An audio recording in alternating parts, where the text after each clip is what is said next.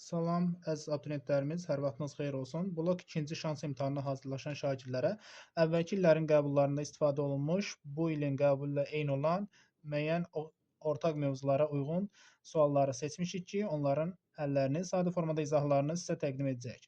Suallardan biri belə bir sualdır ki, 2x plus 7 kvadratı plus y kvadrat minus 3-ün kvadratı minus 24 ifadəsinin ən kiçik qiymətini tapın deyir. Ən kiçik qiymətini tapmaq üçün nə etmək lazımdır? Biz bilirik ki, x kvadrat x-in bütün hallarında ən kiçik ala biləcəyi qiymət 0-a bərabərdir. 2-ni 0-a vursaq 0 üzərinə 7 gəlsə 7. Mötərizə daxili ifadənin qiyməti 7 olduğuna görə 7-nin kvadratını yazıram. Y-in kvadratı digər y-in kök 6 qiymətlərindən hesablasaq, kvadratı 3-ə bərabər, fərqini tapsaq 0 olacaq ki, yəni 0-a bərabər olma ehtimalı var. Kvadratını yazıram. Minus 24. 7-nin kvadratı 49, üzərinə 0 gəlir, 24 çıxırıq və nəticədə aldığımız cavab 25-ə bərabər olur. Növbəti sualımız isə tənliklər sistemi ilə bağlıdır və x minus y ifadəsinin qiymətini bizdən soruşur.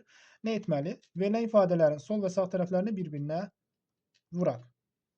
Minus kök altında 3y vurulsun. Kök altında 3x plus kök altında 3y bərabər olacaq 3 vurulsun 4-ə.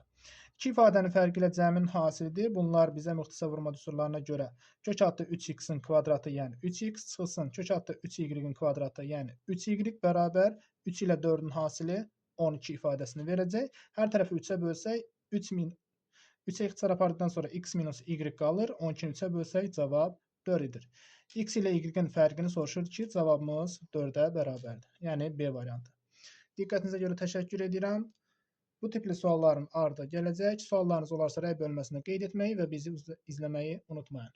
Sizə uğurlar deyirik. Hər birinizdə yolunuz açıq olsun.